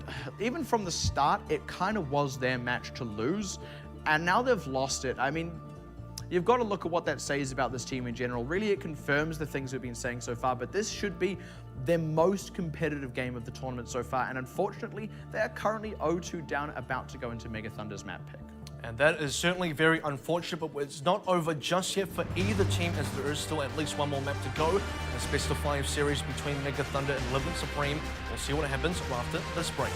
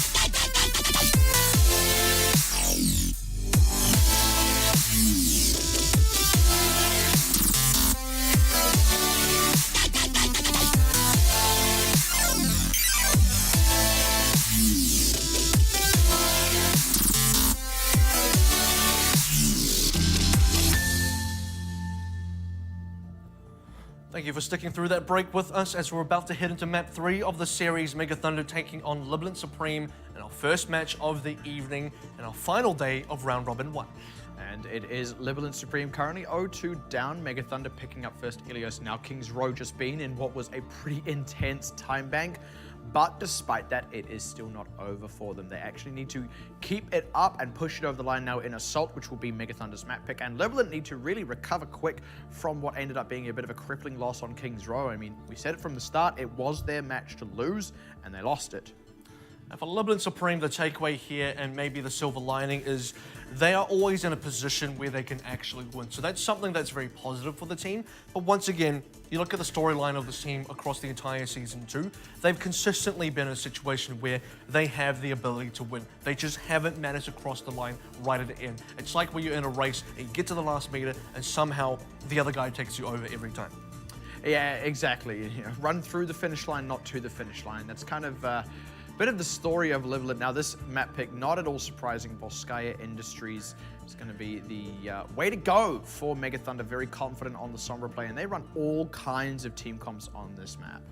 Mega Thunder are definitely very versatile, especially on a map like Volskaya. They can run Sombra on all these kind of maps. They can run at Doomfist. They've got a Pharmacy now that Injanar's back into the combo as well. They've got just about everything. You've seen Elk on Soldier, which is something they actually do run on Volskaya specifically. So look out for the triple DPS. On the other hand, Libalent Supreme, maybe it's time to bring out the Hotari Doomfist. Certainly seems that way. We actually mentioned at the start of King's Row something regarding time bank. We mentioned the ability for those teams to take King's Row to time bank, and then also their ability to do the same on Assault. So in a way, I'm almost actually expecting a time bank out of these two teams. I would be kind of surprised if one team caps out and the other doesn't.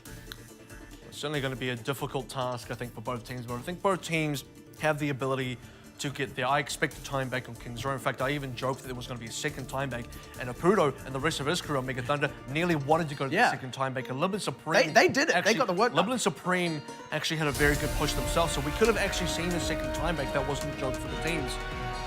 On Volskaya, we'll have to see how both teams go. I think there are various strengths across both sides. I swear the robot just stopped dancing. I swear that happened. You're gonna call me crazy, but like a second ago, he like twitched a little bit, and it looked like it was just at the end of the dance. I feel like I'm going nuts with this robot. Like I saw it dancing once. There is video evidence, guys. I swear I'm not crazy, but I've never seen it since. And every time we go to Volskaya, without fail, I just wonder, will I see the dancing robot? And every single time, I do not. Well, what you will see is cars flying off the map, and that is always a guaranteed thing on Volskaya. They haven't actually sacrificed enough cars to the dancing robot god. That's why we haven't seen the dancing robot. Oh, man. And every time they try and sacrifice as many cars as they can. But speaking of sacrifices, I'm going to be honest, I don't have a segue. This is triple DPS on the defense for Mega Thunder. Speaking of sacrifices, you're not going to have that second healer for Mega Thunder, so it is going to be that triple nice DPS one. that they do go for. Elk on the Soldier, as foretold. As it was foretold by the dancing robot gods of Volskaya. And this is going to be pretty stock standard out of Libalent on the offense. No Doomfist just yet, but Hotari's Genji has been pretty hot stuff today. Absolutely has, and this kind of feels like how Ardiant have been playing in the sense that they've been running mainly Doomfist, and then one day Ursa said, no, it's going to be Genji. Today it's Hotari saying, no, it's going to be Genji, and it has been working out for them, but it needs to continue to work. In fact, it needs to work a little bit harder because they haven't gotten a win yet. And they've just lost Deariton as well, so that's probably this first push already rebuffed. Pepper actually losing his life in that as well. A little unfortunate there. And now the health pack control is well set in place for Mega, and they've got the EMP available for the next fight. Almost guaranteed. It's not actually there yet, by the way. Yeah, absolutely. That first push was very important for Libalent Supreme to get some progress in, especially now because they will be fighting into the EMP, which is going to be the one weapon Mega Thunder really take advantage of, and Libalent Supreme need to be expecting this. Yeah, and funnily the best way to counter it is just to straight up kill the Sombra. So they've got to have that target prioritization. Deariton's sort of looking for it there, but doesn't actually quite find a put up. The issue is killing the Sombra is they don't actually have the kind of abilities to do it. They don't have the flashbang from McCree, they don't have the hook from Roadhog or anything like that, just don't have the CC, and there comes the EMP. Straight onto the back line. Doesn't get too many members though, actually. but T2 in with the follow-up and Apudo closing out on Selene as well. Some even trades. Yeah, some even trades indeed, and that does actually favor Libalent due to the closer respawns. And with that EMP already committed, they can't sort of come back in with Apudo to turn this fight back around to close it out. They do still have the health back control, and now that Nano Burst onto Elk can help turn the tide for them, but Hotade still really keeping his team in this. Mega Thunder is sort of regrouping now, and Libalent look like they want to keep the fight alive. Hotade picking Elk allows them to do so. They just need to convert onto White, and they demech him before he gets the self-destruct out. That should be the closeout now as Pulse Bomb connects onto T2, and he isn't able to retreat safely to the health pack. It's a very late sound barrier from Libalent, but it is used to secure the fight. That's a huge attack so far from Libalent Supreme. They haven't lost that many members. They're reinforced quicker as well. Apudo, the EMP landed on a decent number of members, but even trades is not the situation you want to be for Mega Thunder. They had some replies, had some sort of they had the counter-attack when Elk received the nano boost, but other than that, it has just been all Libalent Supreme. Ooh, Apudo losing his life there. I was about to say, Libalent may not have the chance to snowball just because of the ultimates available for Mega Thunder, the EMP being one of them. Apudo will have actually respawned now by the time they reach this point, but Libalent actually getting the extra pick on Apudo gave them a lot more ult charge. Give them something to use, but unfortunately still not enough. Mega Thunder way ahead in terms of ultimates here. The big one, once again, has to be this EMP. Combo the EMP with something like a tactical visor, and it should be a team wipe. To get aggressive around on the side is Pepper and Hotade. Hotade too deep though, nice target prioritization by Elk to close that one out, and now Libalent very much on the back foot. Great hack onto Jasper as well. He has no retreat path and even put to sleep for good measure as NZNR closes out on 2. Actually gets a third for his trouble, and now they're going to get a very late demech on Jasper, who is forced to take a dive. And that is a huge defense because they didn't even have to use the EMP. They used 2 other ultimates, and in terms of rotation, this is actually preferable because now the EMP you can commit, and during the EMP you won't have to use too much else, and you can recharge the ultimates you just did on that initial defense. But Libalent Supreme, if Selene hides correctly, he can come with the Transcendence, save his team, and allow Libalent Supreme to really commit to a fight. Yeah, the big advantage of this triple DPS is when you commit the EMP, you've just got more options in terms of damage to close out on those Hacks members. NZNR getting picked off, though, means it has to now be Elk if the EMP connects. Pepper gets graceful as well, so no nano boost to go out. Apudo in a lot of trouble. They do close out on Hotade, and Apudo does get out, but Elk is struggling to really get the damage in, and Pepper has his number, takes him out, but not before Jasper loses the mech, and a good self-destruct from White to help stabilize. This is where the respawns will start to swing it in the favor of Mega Thunder here, unless Pepper and Hotade can really go off and close this one out. It does not look like that will be the case as Pepper loses his life. Absolutely not. Even trades favor defenses, and Mega Thunder come back alive. They still hold the point. 1 tick not even claimed by Libalent Supreme. And I got to commend Apudo. The EMP was well reserved there. Selene read the situation incorrectly. He used the Transcendence expecting the EMP to come out. All Apudo had to do was wait for the Transcendence to last out, and then he EMP'd, and it had the effect he was looking for. Apudo just looking to get the extra damage in to charge up that EMP. Selene has also gone onto the Sombra now. This is now another push out for Libalent. Good sleep on Hotade, and NZNR is just going to one-clip him with the help of Graceful. That is a great start for Mega Thunder. Libalent Supreme are expecting to get a lot of progress off 1 push here. Note that the attacking Sombra does have a harder time charging the EMP than the defensive Sombra. Mega Thunder already back in the same situation they were a couple fights ago, where they're heavily favored in terms of ult economy. Now Libalent Supreme definitely got their work cut out for them. Selene can get this EMP up in the next fight, but it is going to be a bit of a tough ask. And actually, funnily enough, Sombra, one of the most vulnerable heroes against the Sombra themselves. Selene forced to retreat in that. Hotade going aggressive though, found T2 but NZNR trades onto the Libalent side Winston. And again, even trades do favor the defense, but Pepper trying to make this as uneven as possible. Good pulse bomb to secure White's mech, and they close out on White as well as the sound barrier keeps them safe. That'll give them a third now, actually still contested out by Mega Thunder with the EMP coming in. They're looking to throw in the extra damage as Graceful even going onto the Doomfist now, but they aren't actually closing out the kills. Finally getting onto Hotade, and with Kasuga down as well, it would be smart for Libalent to not commit these ultimates out of the tanks, and indeed they do not, as Pepper's going to be forced to retreat, and they don't even get that third. All things considered, that was a pretty successful attack. The only thing they were missing was Selene's EMP. Selene died quite early, didn't get a chance to charge it up. Now he has it, but unfortunately, you don't have the pulse bomb from Pepper from last time. You also don't have the Dragon Blade that Hotade was saving. Those were both used. It was a good attack, but not good enough to get that third. And Apudo still has all the health pack control as well. Gonna look to get that poke damage on the backside, but Selene with the EMP available before Apudo now has a big opportunity. They need to convert off this EMP going out, and Hotade actually struggling to do so as he's pressured by T1. First casualty is Graceful, and they finally close out on the tank. This is the fight that Libalent have been needing, but Apudo trades out his counterpart. Elk died during the tactical visor. That's big for Libalent now, as they have the opportunity to at least get that third. There it goes, and should become a second third as well. Now it's on Mega Thunder to stabilize quick, smart, and they're kind of struggling. Who's on the point here? Finally getting the contest in. They have a self-destruct from White to commit, but Jasper zoning off with their own self-destruct. Libalent are just barely going to get the cap. And that was probably the time they were going to get the cap. If they had failed that push, that would have been a hold from Mega Thunder, but instead the EMP came out. It was extremely successful. Apudo got shut down there, didn't have a chance to EMP back himself. You had Graceful changing onto the May in Desperation, who was, by the way, the first member picked out, and Cheetah following straight after that. So a good chain of kills from Libalent Supreme to really put the pressure on, and Pepper did a great job on top of that. And that was really nicely handled at the end there. Once they'd set themselves up on the point, they had lost a couple of members, and they really understood how dangerous the situation was.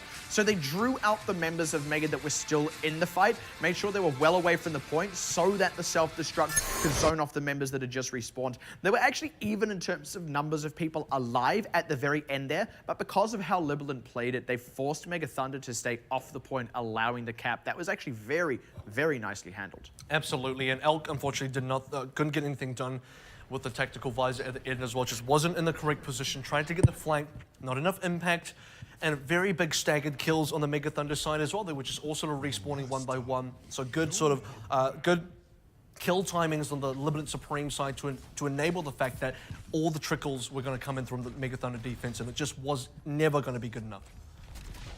Now on their own defense, Libalent Supreme, I mean, all it really takes is a full hold on point A, and we have seen that happen on Volskaya as well. This is still very much doable for them, and that full cap guarantees them at least a time bank as well, which I said I kind of almost expect. I would say so as well, and I'd like to see Libalent Supreme, how they're going to handle this defense. It's still going to be very aggressive. The good news about this lineup that I do enjoy is the ability for everyone to get on top of EMPs and really take advantage of it. So expect massive EMP brawls, but Selene has to get there first. We have to have an initial fight win from LS where they set the standard, get stabilized, and the EMP comes out in fight 2. Mega Thunder, no triple DPS. Triple DPS though for Libalent on the defense. It's going to be Selene running the Sombra, which means they keep Hotade on the Genji. Really need that superstar pick in there. Absolutely, and expect Mega Thunder to take good positioning here. For Libalent Supreme, they're the ones who kind of need to initiate because they have the dive composition. They have the composition that wants to be aggressive. Mega Thunder, they're okay with playing passive here. That is a great pick to open it out onto Keisuke. Selene's still a long way away from the EMP, and they close out at Hotade as well. So already looking rough for Libalent, who are struggling to get any pressure down. Selene got a hack in the middle there onto Tatawat, but they couldn't convert, and Libalent are going to have to cede this one. That is a very quick cap from Mega Thunder as well. So quick, in fact, that LS and Selene not even close to EMP. This is going to be a fairly significant snowball from Mega Thunder. If Mega Thunder can sort of get those ultimates up quickly, and they should get them first. Selene also isn't going to have total health pack control as Mega Thunder come charging in, so it's going to make him just a little bit harder to get the EMP up in a timely fashion. We'll probably still get it during this fight, but Mega Thunder have a big window. This is quick rotations out from Mega Thunder as well. They want to control this health back room. They want to make sure that LS don't have easy exits. That, mind you, we're still waiting for a couple of ultimates here. Expect the tactical visor to come up first, and that's going to be the big weapon. That is the EMP available now, though, and already Elk and Graceful picked. Actually, Libalent kind of caught off in their own rotation. Nicely handled by Libalent. Libalent Supreme actually attacked at just the correct amount of time. Note that they didn't really have to use ultimates here. If Selene had the EMP, didn't need to commit it. The new Mega Thunder was still wrapping around the side, but they sort of read the situation and said, why have Mega Thunder not struck? Why are they not attacking just yet? Because they were waiting to charge the ultimates. So Libalent Supreme decided to go on the aggressive first, and that's exactly how they needed to play. Yeah, Mega Thunder, because they didn't have the ultimates, didn't have the opportunity for a quick snowball anyway, so you don't expect too much of that fight regardless. But Libalent, well controlled by them. Pepper, Pulse Bomb going wide there, but they've still got the tools to use here as the EMP going to go out into the middle of the team. Hotade a little bit low though. They do at least get the respawns favored. Yeah, too low, but will retreat to safety. They get the pick out onto Selene. Libalent in a bit of trouble now as Mega have the aggression on their side. Those respawns do favor Libalent, but they actually need to reinforce and get on the point itself as the the first third almost sure to go over, even as Darrett installs with the Primal Rage. That is that third going through now. Sound Barrier giving Mega Thunder plenty of room to breathe, but they're out of defensive ultimates. There's a Hotade out the gate with the Dragon Blade, but gets nothing for it. That's disastrous now, as Pepper getting picked off on the side as well, not able to contest the point, and they are now actually staggering onto this one. Mega Thunder on the cusp of capping. Sound Barrier and Self-Destruct to buy a little bit more time for these Libalent members, but they need to do something with that time. Do not, and 5:08 will be the time bank for Mega Thunder. And that is a very impressive time bank for Mega Thunder nonetheless as well. So for Libalent Supreme, I want to address their defense in a couple of ways. The EMP to me felt very forced. He didn't want to have to use it there, but he used it just before he died because he was concerned that he was going to die. There wasn't enough follow-up from the rest of the team. You actually saw Hotade's health far too low. He wanted to get the Dragon Blade in there, but unable to, risking his own life. So for Libalent Supreme, the pieces of the puzzle were there, but once again, failure to just put them together, failure to get across the line. Very unfortunate for them, especially when you see how much mileage Mega Thunder were constantly getting out of their own EMPs on that point B defense. And now we are in the situation in Time Bank where Mega Thunder have this huge lead on Kings Row. It was the fact that they completed the map in overtime in Time Bank. This time around on Assault on Volskaya, they have 5 minutes, over 5 minutes, when Mega Thunder, or rather when Libalent Supreme, have something closer to 1 minute and something left. So it's a stark difference. About 1 minute 30, if I recall correctly. And what that's ultimately going to mean here for Libalent, who are going to have to attack first, they need to capture... Not even 1:30. 1:16, in fact.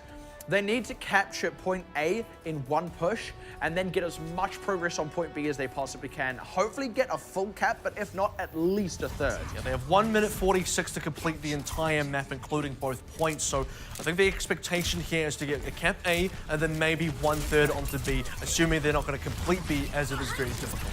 Mega Thunder were able to repel them on their first push last time around, so Libalent do seem to have learned from that so far, but Hotade in a bit of trouble. 1v1 needs is to be huge. careful. Dangerously cut off now by T1, and it is a huge 1v1. Good pressure as the Ariton getting zoned out is going to be able to stay alive, but they've actually got to wait for Hotade now, and that costs them a lot of time. Absolutely, and this is time they cannot afford either. They only have one push remaining before we head into this very staggered overtime. And by the way, during all of this, Mega Thunder, they're getting a lead. They're getting a lead in terms of time, but actually ultimates as well. The more that Libalent Supreme lose, the higher and further ahead Mega Thunder get, and the more difficult it is for Libalent Supreme to stay in this game. That's a good way to start it, though, as they pick off Elk, and this time Hotade is able to get onto the back line. It is White that they find, so it's not the ideal target, and he actually stays alive. They just took too long up there as the collapse comes in from Mega Thunder. The trade back onto T1 is something, and the respawns are closer for Libalent, but they are, like you said, approaching that overtime situation where there's really going to be all or nothing. The sleep goes White onto Graceful, but Celine, good Bionade to pressure out the remaining members of Mega Thunder, but they're not actually converting still, as Jasper going down, getting demexed, just barely getting onto the point as Ariton, but they do not have the members EMP out to secure it out, and Libalent are going to get completely held up on point A in the time bank. And now comes the part where if you're Libalent Supreme, you are staring into the face of a defeat again, a 3-0 defeat, where you now have to hold cap A 1/3 for 5 minutes and 8 seconds. And it's that same situation. After successfully capping point B in their initial push, they were in the same spot as they were on Kings Row, where it was, in a way, their game to lose, and then kind of allowed Mega Thunder to get a very high momentum push through with a lot of time in the time bank. Then failed to get the cap on point A, and now face an almost impossible defense. Where they failed before on point A, they must now succeed for 5 whole minutes. Exactly. That is 1 minute and 8 seconds more than, nearly 1 minute and 8 seconds more than what the standard attack time is. That guy was, he was testing you. Come on, Robot, dance for me. He is testing you. Dance for me, Robot. Come on, car, go off the side. Sacrifice to the dancing robot god. Car went off, so I'm correct about something. Oh, good for you.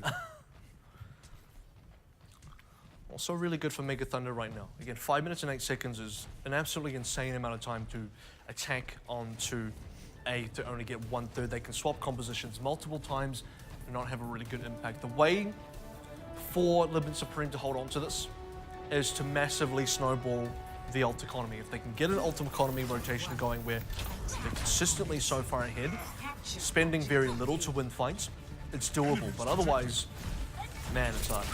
not actually running the triple DPS themselves, and that means Hotade not on the Genji, is on the Sombra instead. And yeah, only a third needs to be capped out of Mega Thunder.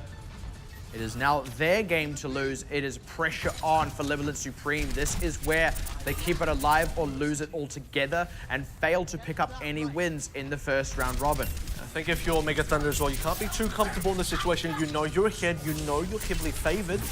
You cannot afford to be complacent, so they still have to make sure the time is That's correct. the first pick already. Apudo is set up and no one's contesting him on this high ground. Now Libalent have to go in with a numbers disadvantage and with no one to dislodge Apudo, given that Darrington and Jasper are now out of the picture. And the respawns are a long way away. This is already looking so great. And what a fast transcendence from Graceful. That's going to be the third caps. Without even needing a full minute of the time they had banked up, Mega Thunder are going to close out the series 3-0, pick up their second win of the first round robin to secure their spot in 7th place. And unfortunately for Libalent Supreme, they are going to go 0-7. Yeah, not just 0-7, unfortunately, but still only having one map win altogether. So now their map record now is going to be 1-21, which is a very unfortunate start to the beginning of the season in the first round robin. But Mega Thunder, you got to be pleased with that, because one of the questions for Mega Thunder as a team was, where are the results for these guys? There's a lot of potential on the sides, but they had a 1-5 record. They now make that a 2-5 record for matches, so they are starting to climb back up. And I want to point something out here as well. This is not OPC Season 1, where the teams only beat the teams below them in the standings. As much as they do finish off this first round robin in 7th place, Mega Thunder have beaten, I believe it is Matchy Esports, who are ahead of them in the They standings. beat Hong Kong Attitude. They beat Hong Kong Attitude, actually, which is perhaps more significant. And it shows that aptitude for upward mobility. And by picking up this win, they do keep that option alive for themselves and can push up through the standings in the second round robin. But it will be a bit of a task. Absolutely. I think this was a bit of a saving grace for them, and they needed this one. Both teams realistically needed this one, but I think for Mega Thunder, who have just a little bit extra in terms of their ability to catch up to the top 4, they need this one a little bit more. And a 3-0 victory against Libalent Supreme should cement themselves as a team that can still go for that going into round robin 2.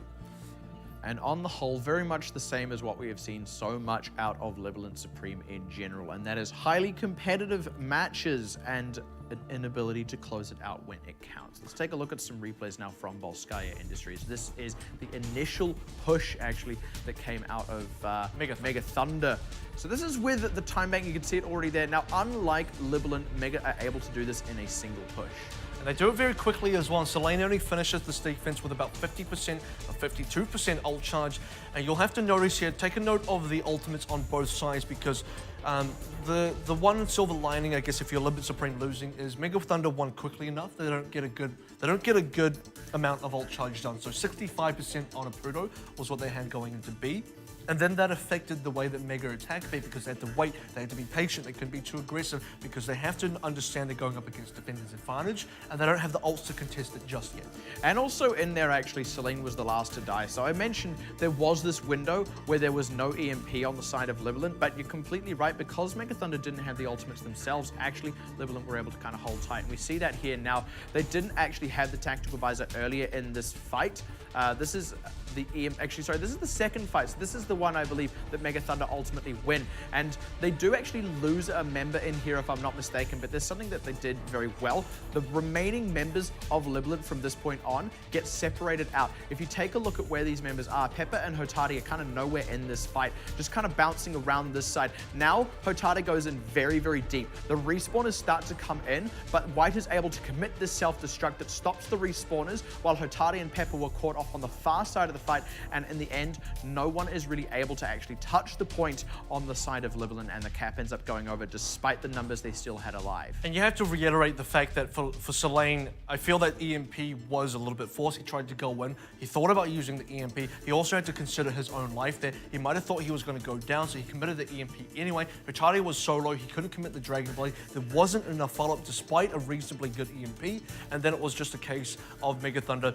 They didn't have the ultimates the first time around, but the second time around, they absolutely did. And they committed in the correct order as well. Elk with the sound barrier right at the end. That's all they needed to cap. Yeah, absolutely. And I mean, it's just kind of smart play on the whole. Mega kind of used what they had here. Player of the game going to come up, rightfully so, going over to Apudo. And it's a bit of a tough one, I'll be honest, because had Libalent won this, Hotade would have earned player of the game very well. So I want to draw a bit of attention to his own Genji play as well. Apudo absolutely deserving the player of the game there, but actually both Genjis really shone. And I will actually go out on a limb and say this is the first we've really seen of Apudo's Genji fully returning to that Season 1 form where he was just this consistent playmaker. I want to remind us of that fight in the overtime of Kings Row Time Bank where they actually had essentially lost the fight, partially because of Hotate's own Dragon Blade, and then Apudo was able to pull off a whole bunch of kills on the few members that were remaining there. They barely had anyone left on the payload themselves, but after that Dragon Blade, Libalent had no one. It was basically just Elk and Apudo. They both had ultimates and they both committed, and Apudo went absolutely large. So just for that play, that would have been deserved player of the game because it was a scenario that was a total Hail Mary. I mean, you had nothing to lose there, but everything to gain. And for Apudo, he got everything he needed.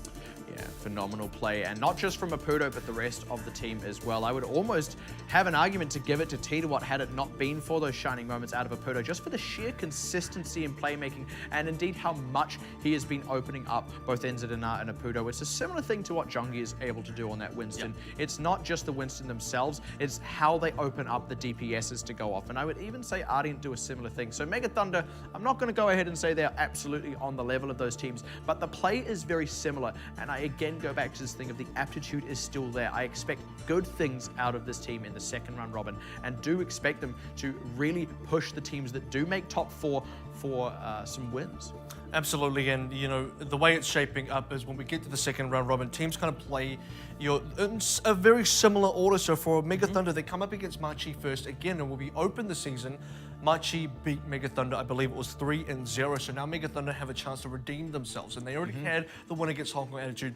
They picked up a win against Libalent Supreme, 2-5, and they're so close to Machi as well, who we'll see later on in the standings. Or rather later on in the evening, what their match is like against Hong Kong Attitude. That's going to say a lot because if Machi lose, they'll be now equal with Mega Thunder, and that means Mega Thunder have the possibility of overtaking them. Exactly, and in that situation, that could be all that determines that bottom 2, but first let's hear some words from 我们的选手是 Apudo。 Apudo. So just say hello. Hello. Hi, Apudo. Apudo 今天也是心情非常好，每次看到我都一定说教我一句中文这样的。他今天还自己偷偷又学了一句我好饿，这样都不知道是谁教他的。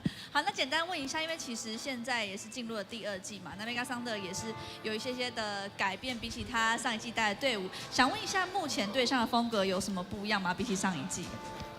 So since entering the OPC Season 2 and not from Season 1, so is there any team routine change, like practicing change or style change, or any play change, formation change since Season 1? Now we have in-game leader. He is out. The Lucio player. We just try to listen him, follow his plan, and play together. That 所以 Lucio 比 player is 起 Elk, 上一 by 季 the way. 呢，这次他们已经有一个就是算队长一样的人物存在，就是 Elk， 就是他现在的露西欧玩家。对。那现在比起之前，他们都直接上直接打，大家都直接叫出发生什么事。那现在他们就会仔细听 Elk 的指示。多了一个 Coler 的感觉啦。是。那自己大家都讨论说，目前版本感觉好像原氏会蛮怕拳王的嘛。那Apudo自己玩起原氏来有什么样的感觉 So since you're a Genji player and when you're facing Doomfist, this new character, sometimes you're underwind. So what do you feel about that?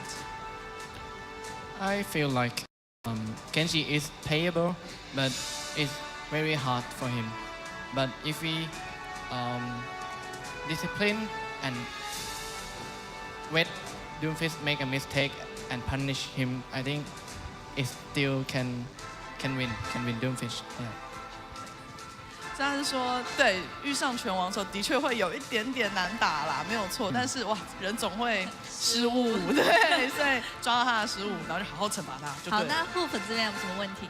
在针对这个 MT 的阵容上面，就是 NDNR 已经离开他们一阵子，然后在昨天的赛事已经有回归了。那我想问一下，这个长期配合的这个老队友已经回归，他这个 Apudo 他有没有什么心中有没有什么自己的一些想法？例如默契上面啊，这个训练上面有没有不一样的氛围 Well, NZNR was your teammate, and now the returning of NZNR probably make a big difference in your team again, right? So is there any routine change or play change, again, team formation change with the return of NZNR? When we have NCNR, we need to use two language when we play. We talk Thai with the front line. Kenji, Tracer, and Vincent, Titawat, me, and NCNR talk Thai. Sometimes we talk English for all other team, but when we go to dive or want to kill someone, we talk Thai. Yeah, and NCNR is my favorite duo player, and I feel like he know what I want to do, and I know what he want to do. Yeah, our relationship is good. Yeah, and better than the last roster. Yeah, yeah. 非常感人。对，他是说呢，因为 NCNR 是讲泰文的，那 NCNR 的回归呢，比较麻烦的一点就是遇到比较困难的点是说，必须变成用2个语言在交谈，就是一边要讲泰文，一边要讲英文，尤其是在刺客阵的时候，他们就必须。对，可能沟通跟默契上面不是那么的足够。是，但是呢，对他个人来讲，他觉得 NZR 回归真是对他来说是一剂强心针啦，因为他以前跟他已经配合很多了，然后他觉得他更不用说什么 NZR 就知道要怎么去帮助他，所以他个人是非常看好这一点。OK， 那我还有第二个问题就是。一般其他的 OPC 的队伍啊，都这个拳王这支角色这个位置啊，都会让闪光位来做一个使用。那未来他就是据我们所知，现在的赛事里面都是 MT 都是 OPTO 来做使用嘛。未来这个会不会让 NDNR 来尝试拳王这支角色这样子 ？So in other teams, usually the chaser player plays the Doomfist, right? But right now you're the Doomfist player. Will you let NZR try out Doomfist, or you just continue play Doomfist? In general, I am Doomfist player, but I'm not sure about the future. Maybe NCNR can play or focus to. I am focused to practice Doomfist. Yeah, it's not sure. 所以就是现在他还是会主要是拳王的玩拳王角色的玩家。OK。但是未来不好说，说不定就会让他玩一下。我们也是非常的期待啊。是，什么现在目前什么都是不好说阶段，到后期大家才会知道啦。好，那非常谢谢OPTO，也恭喜你们获得这场比赛胜利。那我们休息一下，下一场对战组合。And that is the post-match interview from OPTO, and some interesting thoughts there. A few that I definitely agree with the fact that improved synergy with NZNR, and that's built up over a long time. Not just OPC Season 1, but also the team that they came from before as well together.